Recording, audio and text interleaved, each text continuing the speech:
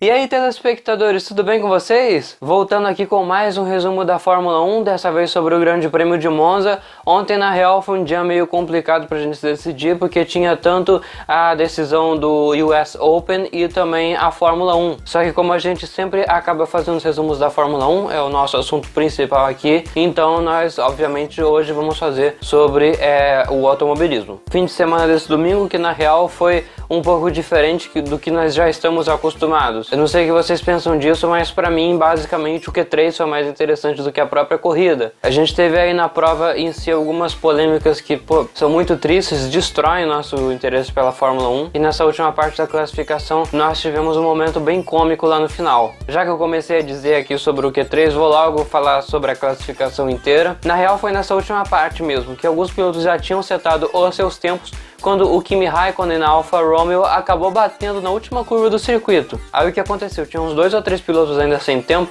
e todo mundo que já tinha marcado, obviamente depois do acidente, né, que teve bandeira vermelha e tal, quiseram voltar para a pista para ver se conseguiam uma marca melhor. Essa pista de Monza, na verdade, tem uma característica muito curiosa, que é assim, quando você está numa volta rápida, se você consegue pegar um vácuo do carro da frente, isso faz toda a diferença na sua volta.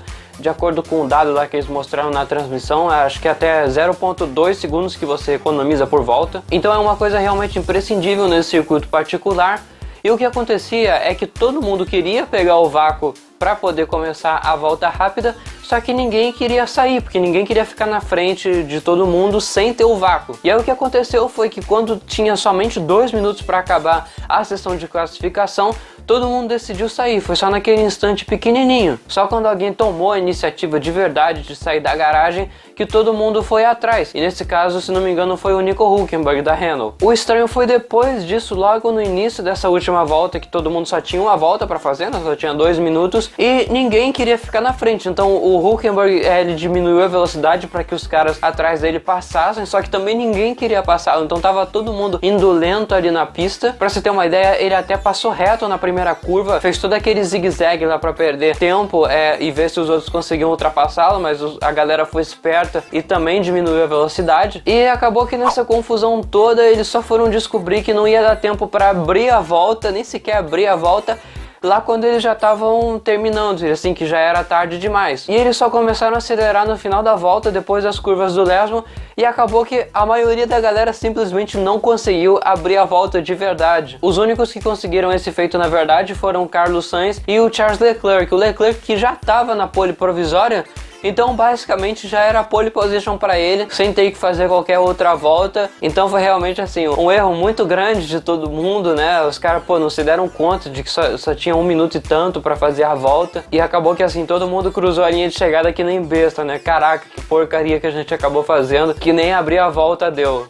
O bom dessa classificação é que ela foi um momento realmente muito cômico e bem não usual. E assim, foi muito engraçado mesmo de ver esse negócio dos caras não conseguindo completar a volta.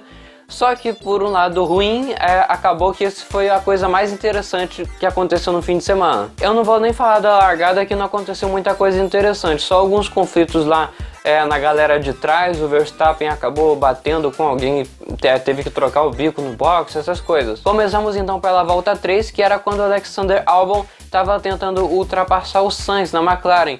Eu não vou saber agora qual é a posição que eles estavam brigando, mas vou deixar escrito na tela para vocês saberem. O inglês conseguiu fazer a ultrapassagem para cima do Sainz naquela segunda chicane do circuito, só que o espanhol tracionou melhor e acabou conseguindo colocar de lado, indo para a primeira curva do lesmo. O problema é que nessa hora o Albon também estava bem e conseguiu colocar de lado como piloto da McLaren, e acabou que o Sainz não deu espaço para ele nessa curva, e assim ele acabou jogando o Albon totalmente para fora do circuito na brita. Acabou que o espanhol não ganhou qualquer penalização, que pode ser considerado um erro tremendo da FIA, já que o Albon até perdeu algumas posições depois que ele voltou para a pista. E 3 voltas depois nós tivemos uma situação bem parecida. O Sebastian Vettel, que estava lá na frente, acabou errando a curva naquela parte da Ascari e acabou rodando seu carro e ficou ali parado na área de escape. O problema é que ele voltou para a pista de uma maneira muito esquisita. Ele até conseguiu desviar das 2 Renaults que estavam passando depois dele, só que ele acabou não vendo o Lance Stroll na Force India e foi simplesmente em cima do canadense e acabou recebendo um contato ali. Por causa dessa manobra errada, o piloto da Ferrari acabou sim levando uma penalização, que foi um stop and go de 10 segundos, cara. Há quanto tempo que eu não vi um stop and go na Fórmula 1, hein? Sei lá, acho que os comissários para essa corrida olharam na gaveta de novo, e aí eles viram lá que realmente existe essa possibilidade de dar um stop and go, que a gente recentemente vê tanta barbaridade acontecendo aí, e sempre é tipo, pô, sei lá, 5 segundos, 10 no máximo. Aí eu acabei esquecendo de mencionar que depois disso o Vettel teve danos no seu bico e ele teve que parar nos boxes e assim perdeu muito tempo com a parada e também o stop and go. Acabou caindo lá para último, ficando até uma volta atrás dos líderes. O Stroll acabou sendo prejudicado dessa situação, só que ele também acabou ficando parado ao lado da pista e quando ele tentou voltar para o circuito, ele acabou cometendo o mesmo erro que o Vettel tinha feito e jogou dessa vez o Pierre Gasly para fora da pista. Por causa disso, nós também tivemos penalização para o Stroll, só que essa foi um pouco mais branda, um drive-thru, que na real não fez muito sentido porque basicamente o erro foi igual. E até o Stroll mesmo depois da corrida confessou que ele devia ter recebido a mesma penalização do que o Vettel, então se um recebeu o stop and go, o outro também deveria, ou se um recebeu o drive-thru, o outro também deveria receber uma coisa igual. E falando em injustiça, passando algumas voltas adiante, na 23, nós tivemos um outro caso que dessa vez foi a maior polêmica da corrida, o maior absurdo desse grande prêmio de Monza. O Hamilton e o Leclerc estavam brigando pela liderança da corrida, os dois estavam andando muito rápido e eles estavam basicamente no mesmo ritmo. Mesmo em inglês tendo DRS, vácuo e todas essas coisas na reta, o motor da Ferrari realmente era muito bom. Então nessa pista que favorece muitos carros que têm bons motores, acabou que o Leclerc conseguiu se manter. Na volta 23, no entanto, o Hamilton conseguiu ter uma saída boa da curva 2 e tentar ultrapassar o Charles Leclerc. No entanto, o Monegasco fez uma manobra completamente idiota e simplesmente jogou o Hamilton para fora da pista. Ele estava naquele ponto de frenagem, o Hamilton à direita dele e ele basicamente foi espremendo ele até o Hamilton bater na grama e perder completamente o caminho, ter que sair ali pela chicane, por aquela rota lá que você perde um monte de tempo para você acabar não conseguindo ganhar vantagem. Mesmo com essa manobra absurda do Leclerc, os comissários da FIA simplesmente não puniram o Monegasco. Tipo, cara? Que sentido? O cara simplesmente jogou o Hamilton pra fora e não foi punido? Como assim? Ao invés disso, o Michael Masi acabou optando por dar uma advertência ao piloto da Ferrari.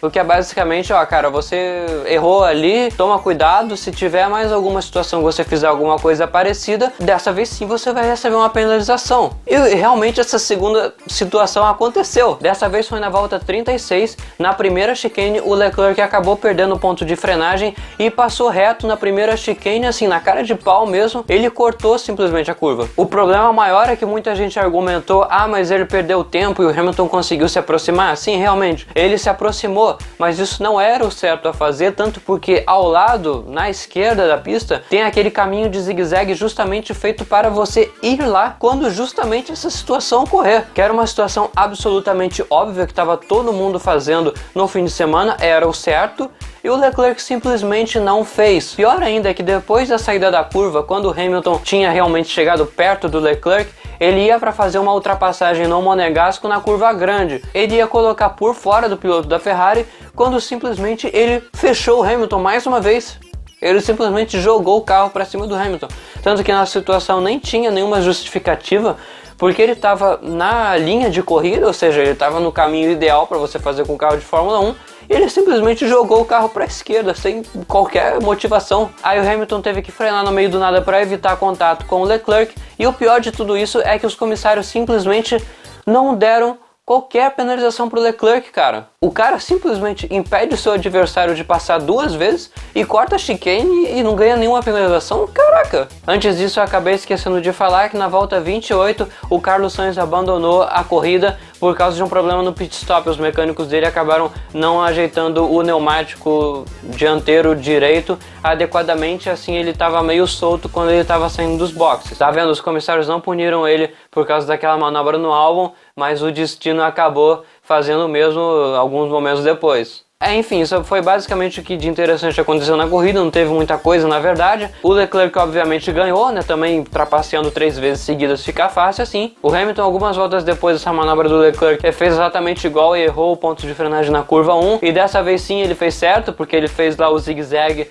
e o Bottas que estava atrás acabou ultrapassando ele, tá vendo a importância desse zigue-zague? Então assim, não tem justificativa para o cara não ter dado penalidade naquela situação que ele cortou a chicane, porque mesmo ele perdendo alguns milésimos de segundo, acabou sendo um negócio não justo, porque era para ele ter passado por aquele caminho alternativo, arquitetado especialmente para uma situação dessa, como o Hamilton fez, como todo mundo tá fazendo naquele fim de semana. Enfim, foi realmente uma corrida muito triste aí, sem qualquer consistência dos comissários dessa FIA aí.